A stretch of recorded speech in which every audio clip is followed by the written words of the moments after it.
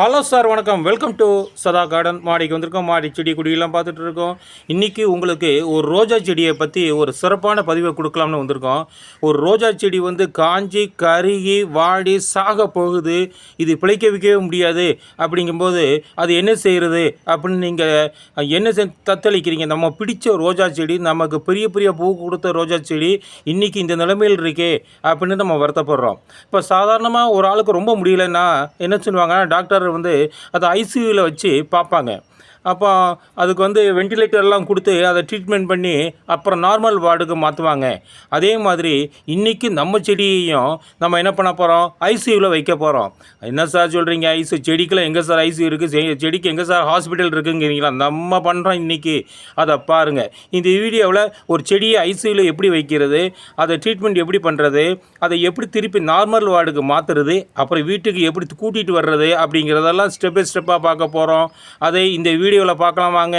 அதுக்கு மத்தியில் நம்ம சப்ஸ்கிரைபர் ரொம்ப பேர், நம்ம வீடியோ பார்க்க ரொம்ப பேர் சப்ஸ்கிரைப் பண்ணாமல் இருக்கீங்க. கொஞ்சம் சப்ஸ்கிரைப் பண்ணுங்கள், பிடிச்சிருந்தால் லைக் பண்ணுங்கள், மற்றவங்களுக்கு ஷேர் பண்ணுங்கள். வாங்க வீடியோக்குள்ளே போகலாம். நமக்கு பிடிச்ச ரோஸ் செடி திடீர்னு இலை உதிர்ந்து வாடி போய் காஞ்சி போய் சாகிற நிலையில் இருக்கிற பார்க்கும்போது நமக்கு எப்படி இருக்கும்? இலையெல்லாம் கொட்டி தண்டு கருப்பாகி அப்படியே மாறிக்கிட்டே வந்துச்சுன்னா நம்ம எப்படி இருக்கோம்? நம்ம சாக போகிறதுக்கு முன்னாடியே நம்ம கண்ணுக்கு முன்னாடியே தெரியுது. அப்போ இது என்ன பண்ணுறதுனா, கவலைப்படாதீங்க. மனுஷங்களுக்கு எப்படி காப்பாற்ற ஹாஸ்பிட்டல் ஐசியூ இருக்கோ அதே போல் நமது ரோஜா செடிக்கும் ஐசியூ இருக்குது. ஒரு சூப்பர் ஐசியூவை இன்றைக்கி நம்ம பார்க்க போகிறோம். என்னங்க, என்னை ஒரு மாதிரியாக பார்க்குறீங்களா? ஆமாங்க, அது உண்மைதாங்க. அது வேறு எதுவும் இல்லைங்க, நம்ம வீட்டில் பயன்படுத்துகிற ஒரு அருமையான மாத்திரைங்க. அது என்ன மாத்திரைன்னு கேட்குறீங்களா? அதாங்க ஆஸ்பிரின் மாத்திரைங்க. அது எப்படி பயன்படுத்துறது இந்த வீடியோவில் பார்க்கலாங்க. அதுக்கு முன்னாடி எங்கள் வீடியோவுக்கு சப்ஸ்கிரைப் பண்ணுங்கள், ஒரு லைக் போடுங்க, ஒரு ஷேர் பண்ணுங்கள். சார், செடி ஏற்கனவே சாலிசிலிக் அமிலத்தை உற்பத்தி பண்ணுற தன்மை இருக்குங்க. ஆனால் அது போதுமான அளவுக்கு இருக்காதுங்க. இந்த ஆஸ்பிரின் நம்ம பயன்படுத்தும் போது இது எப்படி செடியை காப்பாற்றுது அப்படின்னு உங்களுக்கு சந்தேகம் வரும். இந்த ஆஸ்பிரினில் சாலிசிலிக் அமிலம்னு ஒன்று இருக்குங்க. இது கஷ்டமான சூழ்நிலையில் செடியை சாலிசிலிக் அமிலத்தை அதிகளவு உற்பத்தி செய்யுங்க. நம்ம இதை பயன்படுத்தும் போது செடிகளில் இயற்கையாக உற்பத்தி பண்ணுற அந்த சாலிசிலிக் அமிலத்தோட இது அதிகளவு உற்பத்தி செஞ்சு அந்த இம்யூன் சிஸ்டத்தை பல மடங்கு தூண்டி விடுங்க. செடி வாடி போகிறதுக்கு காரணமான ஸ்ட்ரெஸ்ஸை குறைக்குங்க. இது பயன்படுத்துறதுனால செடி மறுபடியும் புத்துணர்வு பெறுங்க, உயிர் பிழைக்குங்க. இப்போ இந்த சாலிசிலிக் அமிலம் கொண்ட இந்த ஆஸ்பிரினை எப்படி பயன்படுத்துறது அப்படிங்கன்னா, நாங்கள் சொல்கிறத கவனமாக கேளுங்க, அதை அப்படியே ஃபாலோ பண்ணுங்க. அதிகளவு போனாலோ குறைத்தளவு போனாலோ செடிக்கு இதனுடைய பயன் இருக்காதுங்க.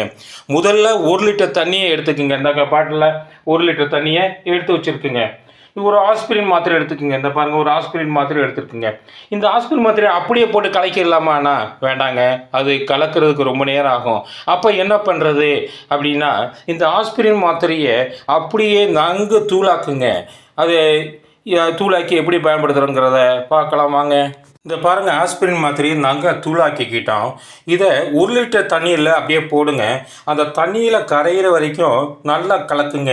இதுதான் நம்ம ரோஜா செடிக்கு கொடுக்க போகிற ஐசியூவாக இருக்குங்க.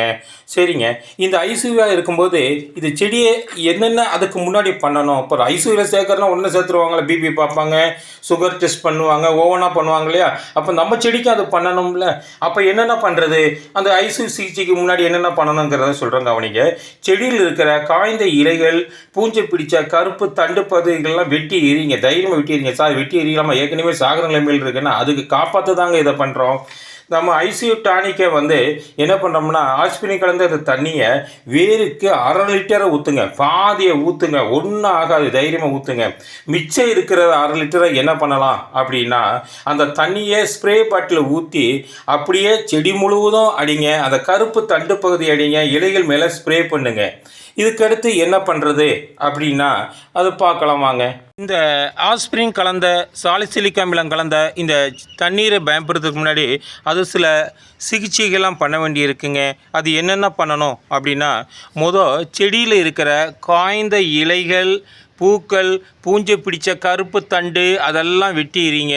நம்ம தோட்டத்தில் இன்றைக்கி மாடி தோட்டத்தில் இது மாதிரி செடி எதுவுமே இல்லாதனால நம்ம அதை பண்ண முடியல. எல்லாமே நல்ல செழிப்பாக வளர்ந்துருக்கு. அதனால ஒரு நல்ல செடியை தான் உங்களை காமிச்சிட்ருக்கோம். நம்ம ஐசி டானிக் ஆஸ்பிரின் தண்ணியை செடிக்கு 1/2 லிட்டர் தண்ணியை ஊற்றுங்க. இங்கே பாருங்கள், இதுதான் ஒரு வாடிப்போன செடி, பாய்ந்த செடினா இந்த தண்ணியை எடுத்துக்குங்க. இந்த பாருங்கள், அப்படியே இந்த பாருங்கள், செடியை சுற்றி அரை லிட்டர் தண்ணியை ஊற்றி விடுங்க.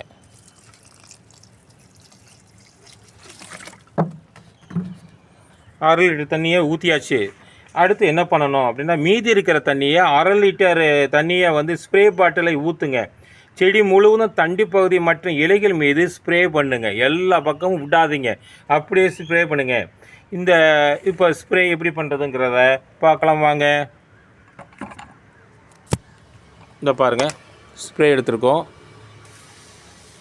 செடி முழுவதும் தண்டு பகுதி முழுவதும் அடிங்க. இந்த பாருங்கள்,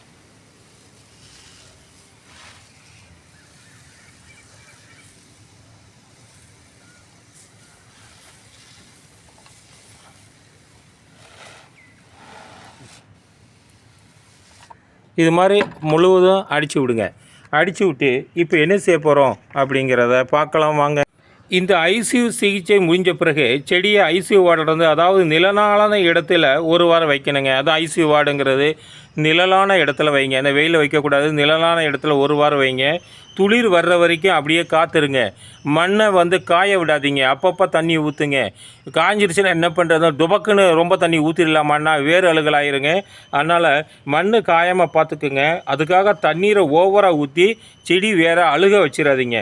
10 நாளைக்கு ஒரு முறை இதை திரும்ப செய்யுங்க. இந்த ஆஸ்பிரின் டானிக்கை வந்து திரும்ப திரும்ப செய்யுங்க.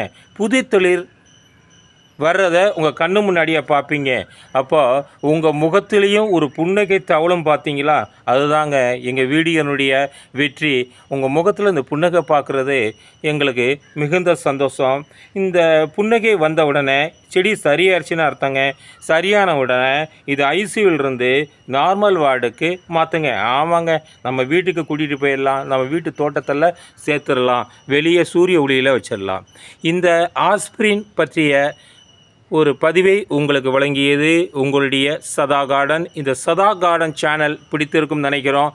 இந்த சதா கார்டன் சேனல் பிடித்திருந்தால் சதா கார்டன் சேனலுக்கு ஒரு லைக் பண்ணுங்கள், ஒரு சப்ஸ்கிரைப் பண்ணுங்கள், ஒரு ஷேர் பண்ணுங்கள். எங்களுடைய வீடியோவை ரொம்ப ஆதரிக்கிற உங்களுக்கு மிகுந்த சந்தோஷம். நம்முடைய சப்ஸ்கிரைபர் 5000 தாண்டி போயிட்டுருக்கு. இதுக்கெல்லாம் காரணம் உங்களுடைய அன்பான ஆதரவு தான்.